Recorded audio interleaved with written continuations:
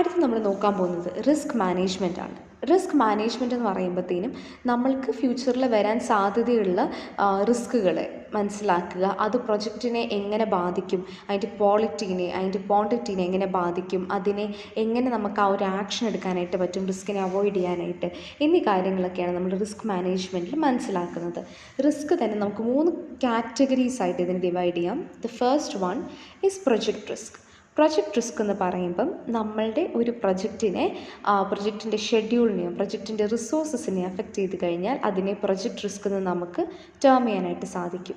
അപ്പം ഇവിടെ എന്ന് പറയുമ്പോഴത്തേനും പ്രൊജക്റ്റ് റിസ്ക് എന്ന് പറയുമ്പോഴത്തേനും ഇപ്പം ഇവിടെ ഒരു എക്സാമ്പിൾ കൊടുത്തിരിക്കുന്നത്, ഇഫ് ബൈ ചാൻസ് നമുക്കൊരു ആർക്കിടെക്റ്റ് ഉണ്ട്, നമ്മുടെ ടീമിൽ ഒരു ആർക്കിടെക്റ്റ് ഉണ്ട്, ആ ഒരു ആർക്കിടെക്റ്റിനെ നമ്മൾക്ക് ആക്ച്വലി നമുക്ക് ബൈ ചാൻസ് ആളെ നഷ്ടപ്പെട്ടു പോവാണ്, ലോസ് ആയി പോവാണ്. അപ്പം വേറൊരാളെ റീപ്ലേസ് ചെയ്യണം എന്നുണ്ടെങ്കിൽ ഇപ്പോൾ ഇന്ന ടൈമിലുള്ള എനിക്ക് പ്രൊജക്റ്റ് തീർക്കണം, പക്ഷേ എനിക്ക് ആർക്കിടെക്റ്റ് ഇല്ലാത്തൊരവസ്ഥ, ആ ഒരു റിസ്കിനെയാണ് പ്രൊജക്റ്റ് റിസ്ക് എന്ന് നമ്മൾ പറയുന്നത്. രണ്ടാമത്തേത് പ്രൊഡക്റ്റ് റിസ്ക്. പ്രൊഡക്റ്റ് റിസ്ക് എന്ന് പറയുമ്പം it's something which effects the quality and performance of the software being developed. എന്ന് പറഞ്ഞു കഴിഞ്ഞാൽ ഇപ്പം നമ്മൾ മേടിച്ചൊരു കോമ്പണൻറ്റിനെ ഫെയിൽ ആവുമോ അങ്ങനെ എന്തെങ്കിലും ചെയ്ത് കഴിഞ്ഞ് കഴിഞ്ഞാൽ ഓവറോൾ സിസ്റ്റത്തിൻ്റെ പെർഫോമൻസിനെ തന്നെ അത് ബാധിക്കും. അതിനെയാണ് നമ്മൾ പ്രൊഡക്റ്റ് റിസ്ക് എന്ന് പറയുന്നത്. അടുത്തത് ബിസിനസ് റിസ്ക്. ബിസിനസ് റിസ്ക് എന്ന് പറയുന്നത് ഓർഗനൈസേഷനെ എഫക്റ്റ് ചെയ്യുന്നതാണ്. ഓർഗനൈസേഷനെ അല്ലെങ്കിൽ ആ ഒരു സോഫ്റ്റ്വെയർ പ്രൊക്യൂർ ചെയ്യുന്നതിനെ എഫക്റ്റ് ചെയ്യുന്നതിനെ ബിസിനസ് റിസ്ക് എന്ന് പറയും. ഇപ്പോൾ ഒരു പുതിയ കോമ്പറ്റീറ്റർ വന്നു, ഒരു പുതിയ പ്രൊഡക്റ്റ് ഇറക്കി. അപ്പോൾ ആ ഒരു പ്രൊഡക്റ്റ് എന്ന് പറയുന്നത് നമ്മുടെ ചിലപ്പം എക്സിസ്റ്റിംഗ് ആയിട്ടുള്ള അല്ലെങ്കിൽ ഇപ്പോൾ ഉണ്ടാക്കിക്കൊണ്ടിരിക്കുന്ന പ്രൊഡക്റ്റിന് ഒരു എന്താണ് പറഞ്ഞൊരു കോമ്പറ്റീഷൻ ആണെന്നുണ്ടെങ്കിൽ അതൊരു ബിസിനസ് റിസ്ക് ആണ്. അപ്പം ഇത്രയും കാര്യങ്ങളാണ് ടൈപ്പ് ഓഫ് റിസ്ക് വരുന്നത്. സോ സോഫ്റ്റ്വെയർ റിസ്ക് മാനേജ്മെൻറ്റ് എന്ന് പറയുന്നത് it's actually very very important. Because നമുക്ക് ഈ ഒരു ഡെവലപ്മെൻറ്റിൽ എന്തെങ്കിലും അൺസർട്ടനിറ്റീസിനെ ഡിഫൈൻ ചെയ്യാനായിട്ട് നമുക്ക് സാധിക്കും. അതിനനുസരിച്ചുള്ള എന്താണ് ആക്ഷൻ വേണ്ടതെന്നുള്ളത് നമുക്ക് മനസ്സിലാക്കാനായിട്ട് സാധിക്കും. അപ്പം ഈ ഒരു റിസ്കിനെ നമ്മൾക്ക് മനസ്സിലാക്കി 3 ഡിഫറെൻറ്റ് ടൈപ്സ് ഓഫ് റിസ്കിനെ നമ്മളെങ്ങനെ മാനേജ് ചെയ്യണം, ഹാൻഡിൽ ചെയ്യണം എന്നുള്ളതാണ് നമ്മൾ അടുത്തത് നോക്കുന്നത്. The first one is risk identification. The next one is risk analysis, risk planning and risk monitoring. ഇപ്പോൾ ഈ ഒരു ഡയഗ്രത്തിൽ കൊടുത്ത സെയിം സംഭവം തന്നെയാണ്, നമ്മൾ കുറച്ചുകൂടി ഇലാബറേറ്റ് ചെയ്ത് പറയുന്നതേ ഉള്ളൂ. എക്സാമിനൊക്കെ ഈ ഒരു ഡയഗ്രംസ് പഠിച്ച് അതിനനുസരിച്ച് നിങ്ങൾക്ക് മനസ്സിലാവുന്ന രീതിയിൽ എഴുതി വെച്ചാലും മതി. സോ റിസ്ക് മാനേജ്മെൻറ്റ് എന്ന് പറയുന്ന ഒരു ഐട്രേറ്റീവ് പ്രോസസ്സാണ്. അതായത് നമുക്ക് ഈ ഒരൊറ്റ സ്ട്രൈക്കിൽ കംപ്ലീറ്റ് ചെയ്തിട്ട് നിൽക്കുന്നൊരു സംഭവമല്ല. ഒരു പ്രൊജക്റ്റ് കംപ്ലീറ്റ് ആവുന്നോടം വരെ അത് നമ്മൾ പല പ്രാവശ്യമായിട്ട് കണ്ടിന്യൂസ് ആയിട്ട് നമ്മളിതിനെ ചെയ്തുകൊണ്ടിരിക്കുന്നതാണ് റിസ്ക് മാനേജ്മെൻറ്റ് എന്ന് പറയുന്നത്. സോ നമുക്കിപ്പോൾ ഒരു റിസ്ക് മാനേജ്മെൻറ്റിനെ നമുക്ക് എന്താണ് പറഞ്ഞാൽ അപ്പോൾ ഒരു റിസ്കിനെ നമുക്ക് ടാക്കിൾ ചെയ്യാനായിട്ട് ഒരു പ്ലാൻ വേണം, റിസ്ക് മാനേജ്മെൻറ്റ് പ്ലാൻ. അപ്പം അതിനകത്ത് നമ്മൾ എന്തൊക്കെയാണ് റിസ്കുകൾ വരുന്നത് എന്നുള്ളത് മനസ്സിലാക്കി അതിനനുസരിച്ച് അതിനെ അനലൈസ് ചെയ്ത് ആക്ഷൻസ് എടുക്കുകയാണ് ചെയ്യുന്നത്.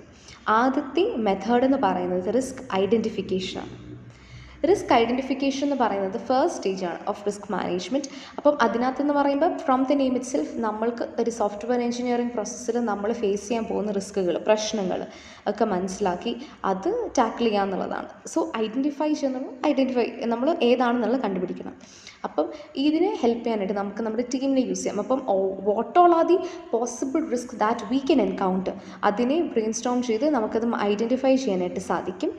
പിന്നെ based on what is generally same 6 types of റിസ്ക്കാണ് നമുക്ക് കാണാനായിട്ട് സാധിക്കുക. ആദ്യത്തേത് എസ്റ്റിമേഷൻ റിസ്ക് എന്ന് പറയുമ്പോഴത്തേക്കും നമ്മൾ ഓരോ റിസോഴ്സിൻ്റെ എസ്റ്റിമേറ്റ്സ് എടുക്കുമല്ലോ. നമ്മൾ സിസ്റ്റത്തിനെ ബിൽഡ് ചെയ്യാൻ വേണ്ടിയിട്ട് എന്തുമാത്രമാണ് ആവശ്യം എന്നുള്ളത് നമ്മൾ ഫൈനാൻഷ്യലി അല്ലെങ്കിൽ വിത്ത് റെസ്പെക്ട് ടു ഫണ്ട് നമ്മൾ എടുക്കും. അതിനാണ് എസ്റ്റിമേറ്റ് റിസ്ക് എന്ന് പറയുന്നത്. രണ്ടാമത്തേത് ഓർഗനൈസേഷണൽ റിസ്ക്. ഓർഗനൈസേഷൻ റിസ്ക് എന്ന് പറയുമ്പോൾ with respect to the organisation that you are creating this software.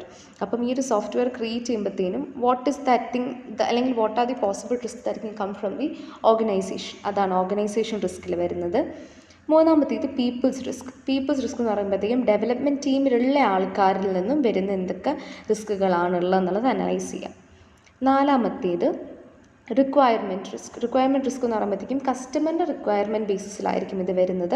ആ ഒരു റിക്വയർമെൻറ്റിനെ എങ്ങനെ മാനേജ് ചെയ്യുക, എന്തെങ്കിലും ചേഞ്ച് ഉണ്ടെന്നുണ്ടെങ്കിൽ എങ്ങനെയാണ് മാനേജ് ചെയ്യുക എന്നുള്ളതാണ് അതിനകത്ത് വരുന്നത്. അഞ്ചാമത്തേത് ടെക്നോളജി റിസ്ക്. നമ്മൾ യൂസ് ചെയ്യുന്ന സോഫ്റ്റ്വെയറിലോ ഹാർഡ്വെയറിലോ എന്തെങ്കിലും റിസ്കുകൾ ഉണ്ടെന്നുണ്ടെങ്കിൽ അത് അവിടെ നിന്നായിരിക്കും. ടൂൾസ് റിസ്ക് എന്ന് പറയുമ്പോൾ with respect to the software tools അല്ലെങ്കിൽ സപ്പോർട്ട് ടൂൾസ് നമ്മൾ യൂസ് ചെയ്യുന്നത് which is used for developing the system.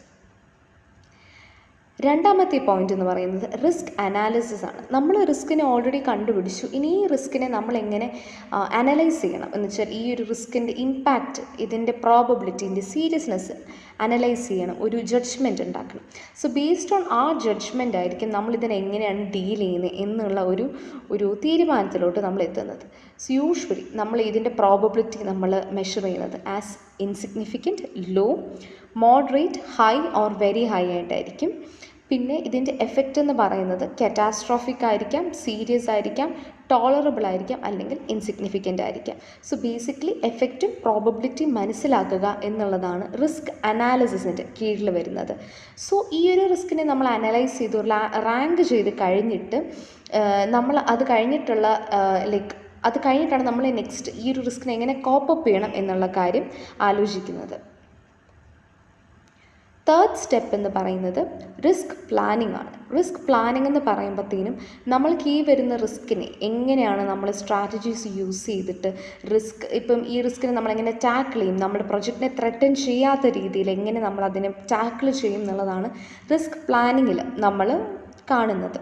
ഇനി റിസ്ക് പ്ലാനിങ്ങിൽ വരുമ്പോഴത്തേനും we we focus on to the actions.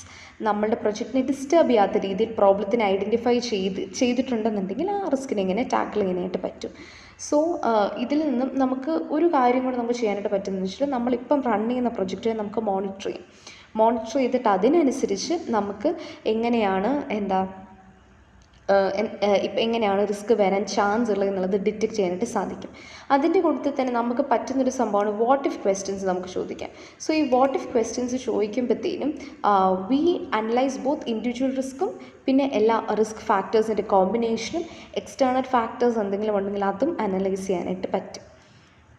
അപ്പം ഇതിനെ ബേസ് ചെയ്ത് നമുക്ക് ഈ ഒരു റിസ്കിനെ ടാക്കിൾ ചെയ്യാനായിട്ട് 3 സ്ട്രാറ്റജീസായിട്ട് അല്ലെങ്കിൽ 3 പ്ലാൻസായിട്ട് നമുക്കിവരെ ഡിവൈഡ് ചെയ്യാം. ഒന്നെന്ന് പറയുന്നത് അവോയ്ഡൻസ് സ്ട്രാറ്റജി എന്ന് പറയുമ്പം നമ്മൾക്ക് ഇപ്പം ഒരു റിസ്കിനെ മാക്സിമം റിഡ്യൂസ് ചെയ്യുക അല്ലെങ്കിൽ അവോയ്ഡ് ചെയ്യുക. ഇപ്പം എന്തെങ്കിലും ഇപ്പം ഒരു ഡിഫക്റ്റീവ് കോമ്പണൻസ് ഉണ്ടെന്നുണ്ടെങ്കിൽ ആ ഒരു ഡിഫക്റ്റീവ് കോമ്പണൻസ് വരാതിരിക്കാനുള്ള ഒരു സ്ട്രാറ്റജി ഫോളോ ചെയ്യുക എന്നുള്ളതാണ് അവോയ്ഡൻസ് സ്ട്രാറ്റജിയിൽ നമ്മൾ പറയുന്നത്.